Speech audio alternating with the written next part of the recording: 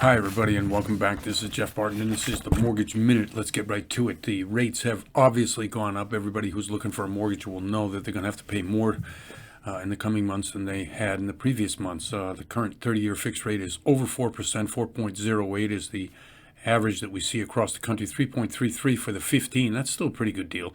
3.68 for the FHA. 3.59 for the jumbo.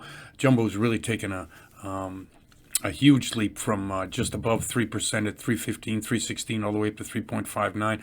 We're probably going to see that rise as well, as we're looking for ways by which banks and lenders can make more money. Best way to do that is in the jumbo product. The 5/1 ARMs to 3.72. The 10-year, the yield. Okay, so the yield has gone up. It's been up and down and hovering around 2%, 2.5, not 2.5, but 2.05%. Today is at 1.94%, and that particular yield is one of the reasons why we see the interest rates rising. The interest rates rising across the board will continue.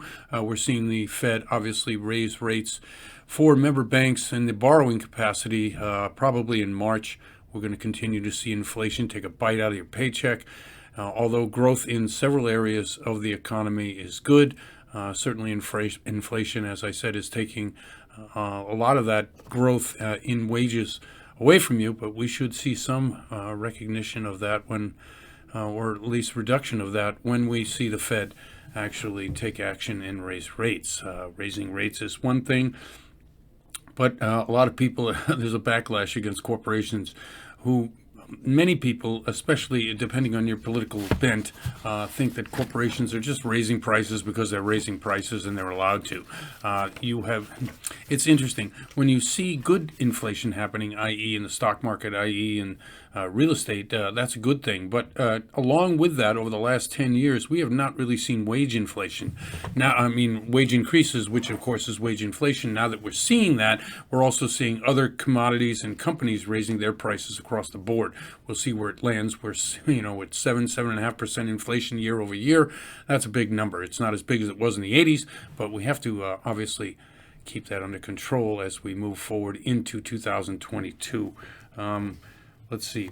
Permits are up, completions are down, and the completions being down, permits, the number is about 1.9 million in terms of permits being pulled for this year, which is awesome. If we could build 2 million houses this year, get them on the market, that'd be great for me. It'd be great for most of the people in the market. We see a dearth in housing availability anyway.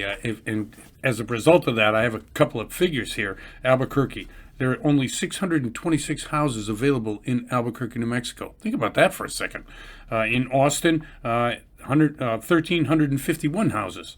In Georgia, in the entire state, now this excludes the Atlanta metro area, but in all other places, Georgia, only 10,677 houses available.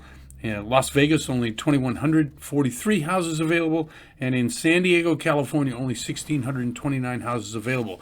We need more houses. However, as I was saying, as permits are up, we're not seeing completions happening. Why? Because the inflation and availability of finished products in the market is low, very low.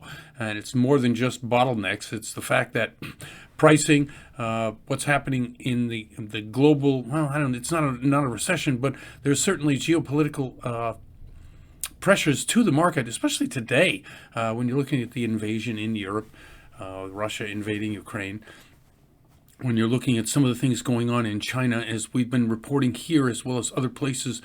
China is wrestling with the fact that their particular real estate sector is bombing, and they're actually forcing banks to lend to consumers in order to buy homes.